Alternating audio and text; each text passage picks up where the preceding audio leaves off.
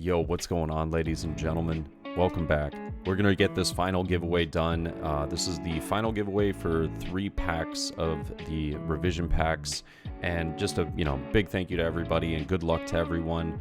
And the video that's going to be following this giveaway will be the some of the matches from this past, or not this past weekend, technically this weekend right now, yesterday for me, that I played in at the booster box here in Virginia Beach.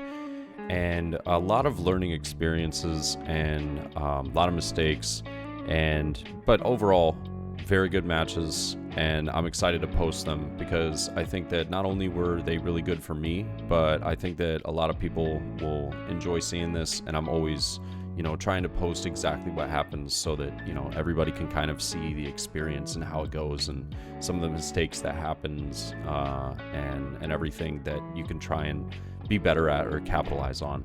But with all that being said, let me just go ahead and spin this. Good luck, everyone, and thank you again for all the comments, love, and support on the streams and the videos. Oh shoot, going to Nick. Congratulations, Nick. Nick's actually one of the friends from some of the locals matches that I've met through playing some of the games here. Congratulations, that's really cool. One of the people from the area actually won one of the giveaways. That's cool. And yeah, I'll see you guys in the video. Let's hop right into it. Yo, what is up, ladies and gentlemen? All right, so we have the first match here of our tournament yesterday, this past Saturday, April 22nd. We're playing over at the booster box here in Virginia Beach, having a lot of fun. And they are, they're an amazing shop. They always, they always treat a lot of the people here with respect, and the games are super fun. The prize support is phenomenal.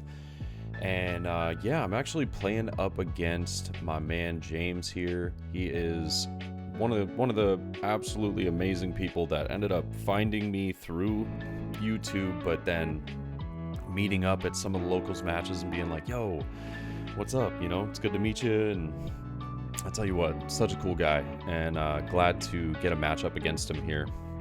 And he's playing Kinemon.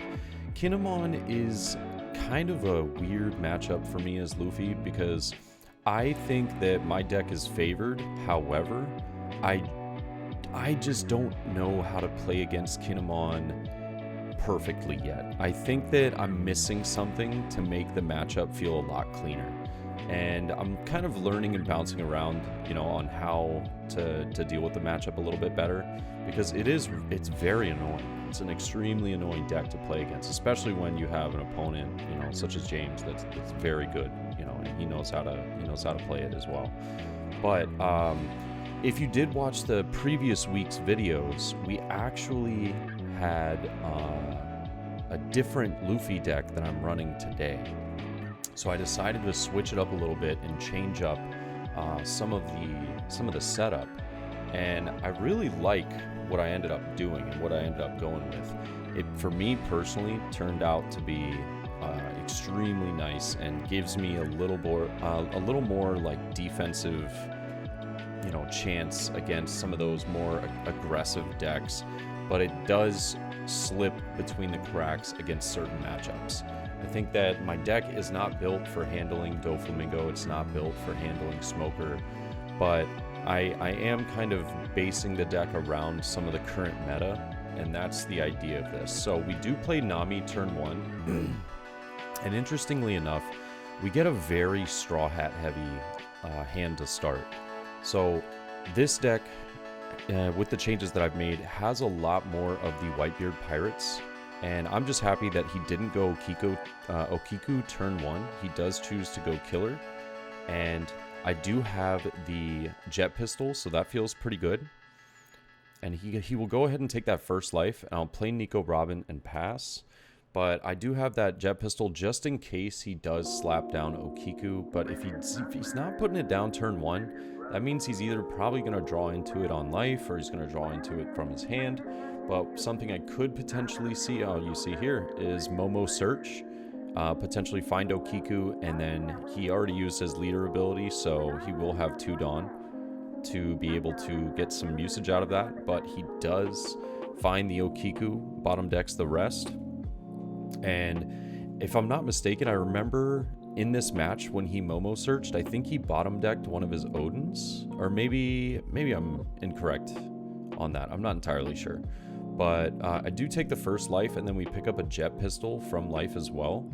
So pretty dang good having 2 jet pistols, 2 5-drop Luffys. We've got a lot of options. I'll go ahead and play Nami though, because I know that I'm going to use the jet pistol to get rid of Okiku. And the only Straw Hat card we found there was the Radical Beam. It's not a bad pickup. It's just unfortunate. I would have preferred a little something different, but we have good cards in hand, so not bad at all. But I will go 5, I think, at life, and I KO the killer. And then I'll just choose to go, 2 with Nami at Momo. And we did an extremely good board clear here. Feel very strong about it. And he does choose to counter out of that. And I just realized I was about to swing with the Nami I just played, so... And then I'll go 5 at life here, and he will take, going down to 3. But this does pump him up to 6 Dawn, which is, not the most terrifying part. It's really once he gets to 7 or 8 that, Odin becomes a threat. And my deck does have answers to Odin, but I don't have an Otama in hand at the moment for Otama Jet Pistol. So it's kind of like, what are we doing here? And I think with 6, he's probably going to end up, I would imagine, probably swinging 5 or 6 at Nico Robin. 5, oh, he does 5 at Nami here. Okay, so X-Drake, yeah. X-Drake's pretty solid. X-Drake's going to take out Nico, and then it'll slap down a Veggie for, a little blocking action. But we are up to 7 now ourselves. And a 5-drop Luffy looks pretty solid this turn. I think that, ooh, I didn't even see that I picked up another Nami. Okay. Oh, and we've got some pretty good choices here. I could pick up Zoro. I could also pick up the Nico Robin, but I don't think I need the Nico if I have Whitebeard. Whitebeard will answer the Veggie as well as the killer blockers and stuff like that, and it's way harder for him to get rid of. It's pretty sticky on the board. Odin is like one of, the few answers to that card, but I think I just take the Zoro here. I could just get the jet pistol and take care of the X-Drake, but I don't know if that's really all that useful. So I do choose to go for the Zoro. I'll bottom deck the rest. Now I know that I've seen all 3 of my jet pistols, because I do only run 3 in this deck.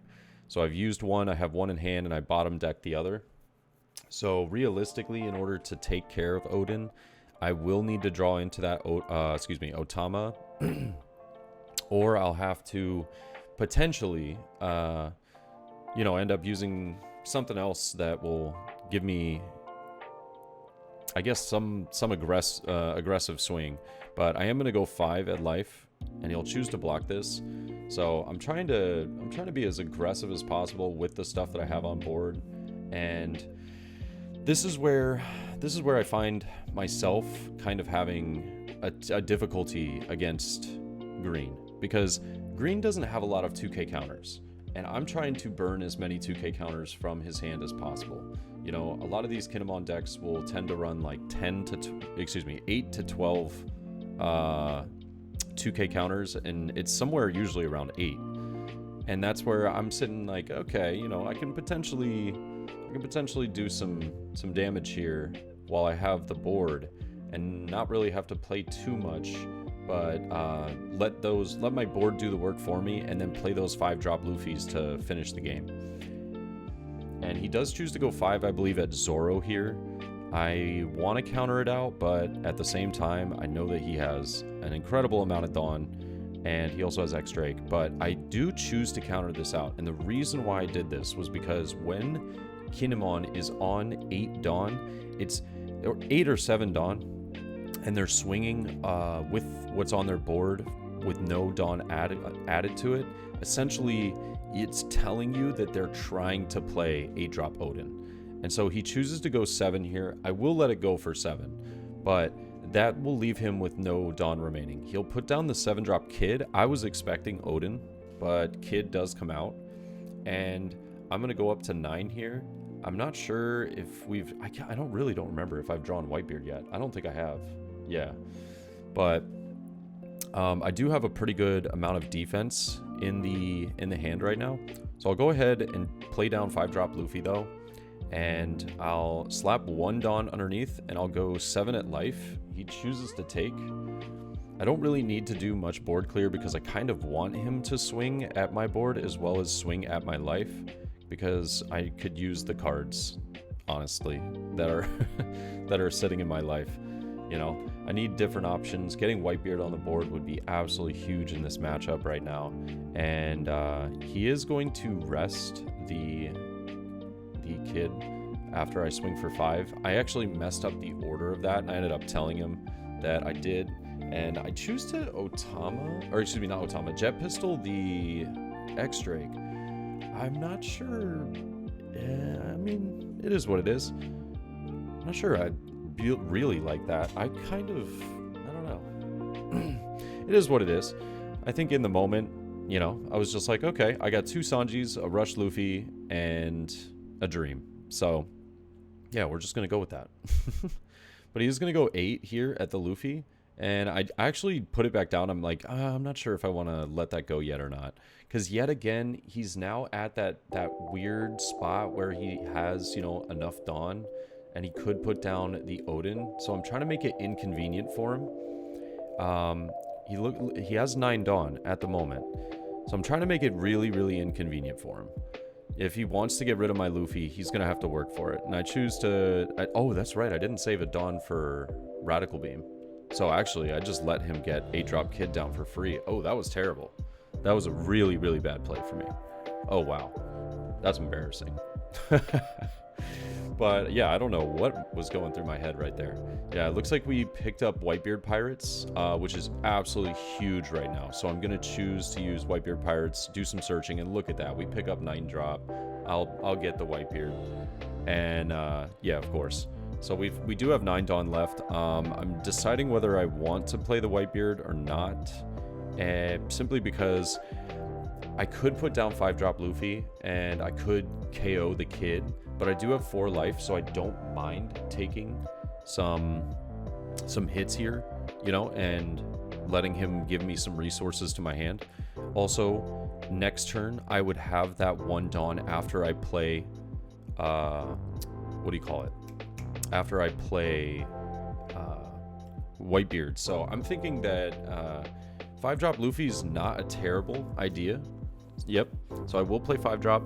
And I'll use the rest of my 5 Dawn to go onto Luffy and swing for 11. He's only got 2 cards in hand, so I'm like, if he counters this, it's pretty impressive, but he can't block with, you know, the 7 block or the 1 drop. So I just kind of wanted to get rid of that 8 drop first, because that is a very pesky, annoying card. It can do a lot of damage to me, and 7 drop I'll be able to answer next turn, but he is just going to go swing 8 at Luffy. I'll let it go.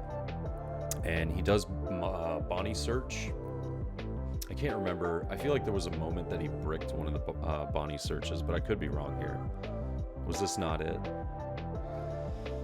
Yeah. But in hand, Radical Beam and Whitebeard. It's kind of the dream combination at the end of the game is Radical Beam and Whitebeard. That's really what you want in this deck.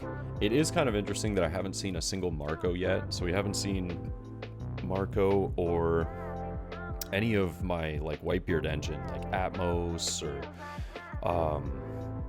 what do you call it, King Do, some of that stuff. I really have been enjoying this iteration of it though. This is super fun to play. It still has that aggression, but is defensive enough that you can handle yourself really well. And I choose to take that first life. We pick up a second Whitebeard. Oh, it's a pretty good life. That is a pretty good life. And I think he's still got, what, a couple Dawn left. He chooses to play 2 and use Killer. He'll put 1 underneath Killer. Yep. And then reactivate the kid, leaving 2 active and pass. So I will go 2 at Bonnie here. And he does let it go. And then I'll go 2 at Bonnie again. And he chooses to... actually, I think he takes this back. Yeah, he takes it back. He was going to block. But then he was like, I don't know about that. Yeah, he Scratch Mana poos and saves the Bonnie, which was really interesting. So I will just play Whitebeard. I'll save 1 Dawn, and I go up to 7. I'll swing 8, and this is interesting. I actually choose to swing at the Bonnie, if I'm not mistaken, because I knew that if I swung at his life, he could potentially use Punk Gibson, save out on the life, and then he doesn't have to lose a blocker. And, you know, the blocker, actually, no, he would have let the blocker die now that I think about it, because I had just played Newgate, and Newgate would have KO'd it. Don't you love how you answer your own questions while you're essentially asking them? But yeah, he'll go ahead and Bonnie Surge 1 more time. And yeah, I mean, having the Newgate down it's just strong right now. We look really good. You know, he does have the 7-drop Kid. Yeah, he's probably going to get another life out of me from that. But I feel very, very good having Radical Beam as well as a second Newgate to play. And yeah, I think he's really probably going to have to try and clear some of these Namis, simply because they will end up being very, very useful. Very, very useful. I'll end up being able to get like a couple of swings if I don't choose to put down some of those cards. Oh, it looks like we picked up Marco finally, so not bad there. And he will play another 7-drop. Pretty annoying. And a Toki. A Toki is, I think he's trying to, basically what that tells me is that he's trying to set up for a 8-drop Odin next turn by playing the Toki, or potentially a 4-drop Yamato. So that Toki actually can't block, which is great. And we did take another life, so we're starting to build back our hand. And I have some options. I can play down 9-drop again, or I could potentially play the Marco blocker and, you know, have some plays. But I will choose to get rid of the Bonnie first with Nami. I'm glad he didn't 2k counter out of that. That would have been pretty annoying. Is that a Vista? I think we have a Vista in hand as well. But Marco is looking a little appetizing right here. I want to swing, but I know that he's for sure going to take a life if I swing at this. So I'll just swing 12 at life and then KO the Veggie blocker. And oh, actually, if I remember correctly, I think he does let one of his 7-drops die here, which I thought was pretty interesting. I would have 100% taken that life. Oh no, he did. Okay, he did take the life. I take back what I said. Yeah, and oh no, I think this is what we do. If I remember correctly, I'll go 4 onto my leader, or play Marco first. Yep, I will rest 4, and then I'll put 4 or 5 onto my leader, and then swing 9 at life. So now he has to rest one of his 7-drops and use 2k counters. So this almost guarantees that I get one of those 7-drops out, but he does counter out of it. And I was like, wow, okay, that's brutal. That is brutal.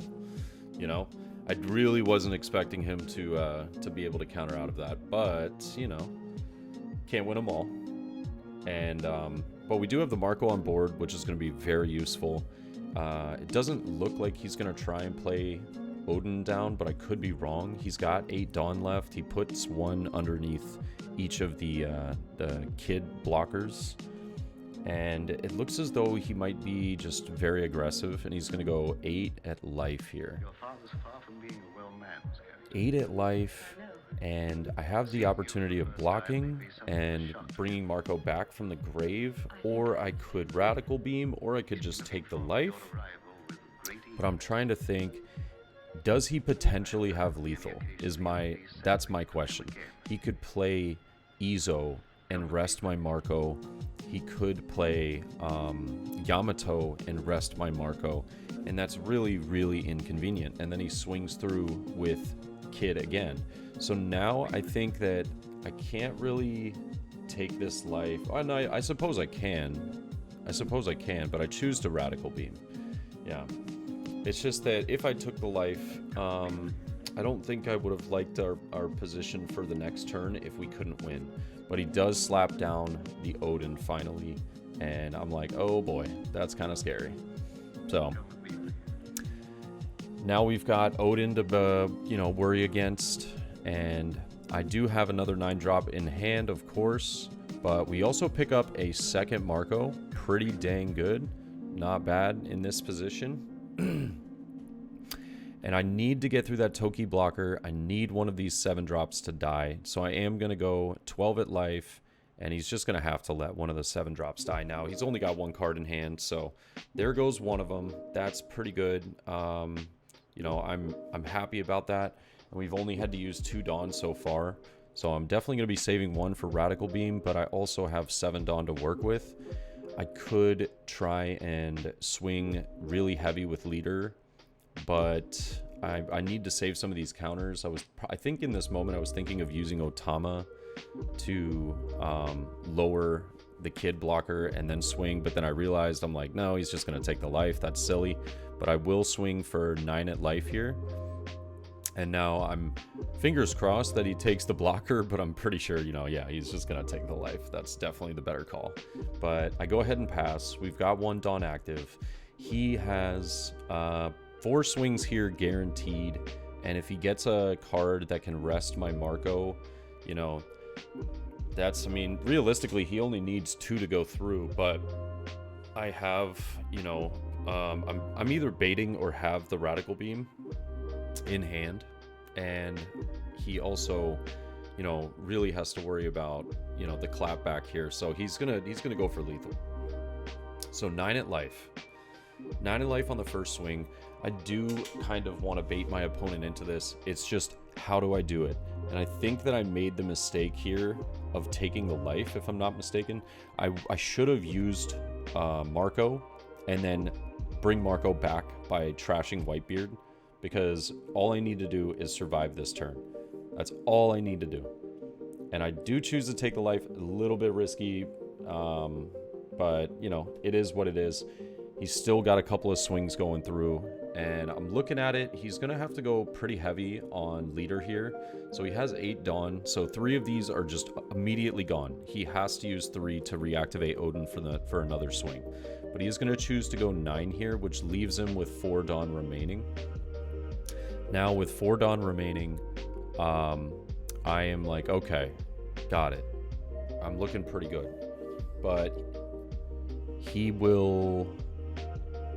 Oh no, he did already. He's swinging for 9. And I'm just thinking about it right now, but I think that I choose to let the Marco die, and I don't bring him back, because I'm just saving the counter in my hand. And he chooses to go 9 here. And I will counter out. Yep. And then I give him... Or I think from there, yeah, I just say, all right, that's good. And he could swing again, obviously, but this was a mistake. This was a huge mistake on my part. Big blunder. I should have let the Marco die and trash the Whitebeard here. The reason why is and then let him swing again and counter out of that. If he had more than 1 blocker, I think I would have lost the game. If he had, let's say, a killer and a Veggie, I think I would have lost the game, because he plays killer here. Killer doesn't get any value. I swing the rest and GG. Yeah. But I mean, a couple of mistakes there. I think I played the game well, but definitely had some moments that were learning experiences, like, oh shoot, man, if he had, like, let's say he had 3 blockers, like 3 Veggies or like 2 Tokis and a Veggie at the very end, and he slapped those down, I would have been in shambles. So I should have let him swing through again. But I mean, either way, that's what I love about these games. You learn a lot and you have a good match. And yeah, I hope you guys enjoyed the video. Until the next time, I'll see you soon, and peace.